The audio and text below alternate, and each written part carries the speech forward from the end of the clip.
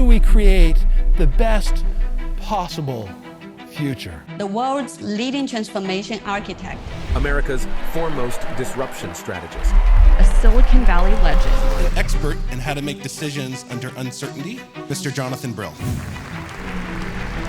Volatility is an opportunity for the prepared. Let me give you some examples. I help leaders in startups, the Secret Service, and the Fortune 50 to take advantage, to create, and to get ahead of radical change.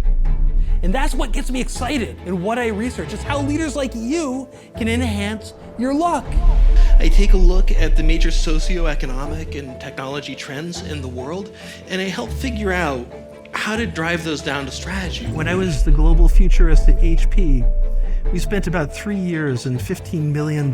We identified 10 major waves of change that are going to collide to upend this decade. No matter what the instigating event is, how do we organize our companies so that we can take advantage of them?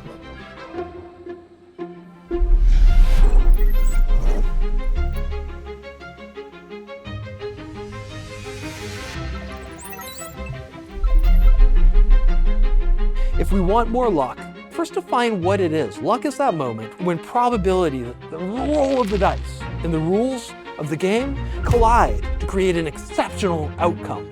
You can use the same statistical control methods that I use with my clients to create more luck in your family, in your community, in your career, and in your business. You shouldn't be gambling with your life and your business. It's not a casino. Load the dice, change the rules, win the game. That's really what my book is about. The rogue framework is really exciting. The problems you are facing are new problems for everyone. Start by understanding the game you're playing. At the core of resilient growth strategy are 3 concepts: awareness, behavior, and culture. Your organization needs to be aware of the potential waves of change, know how to behave when they happen, and have a culture that is open to discussing what you don't yet know. You don't need to be a large company to do what I'm talking about. This is my very good friend, Farmer Lee Jones. He runs a small family farm in Ohio. They service 800 of the top 1,000 restaurants in the world. He had a resilient growth strategy. He knew how to move quickly. He had all the pieces in place. He wasn't ready for a pandemic.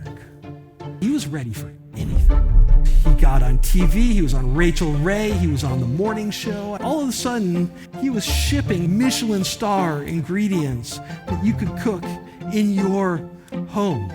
And then when restaurants came back, Farmer Lee's sales doubled because over COVID, he built a whole second business.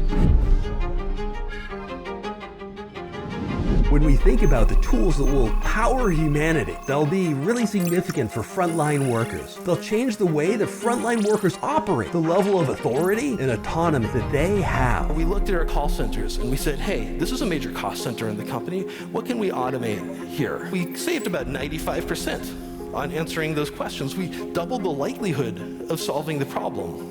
But there was a second order effect. By replacing the easy questions, we made it 40% harder for that person to get into our workforce. Trying to automate out people at the bottom of the income stack is a race to the bottom. That's not where the resource shortage is. That's not where your expenses are rising. Your expenses are rising at the top of the income stack. In people who are trying to manage others, apply expertise, do stakeholder interactions, do unpredictable work.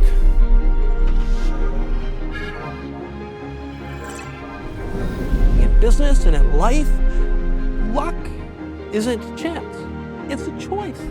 What does it mean to be human? How can we become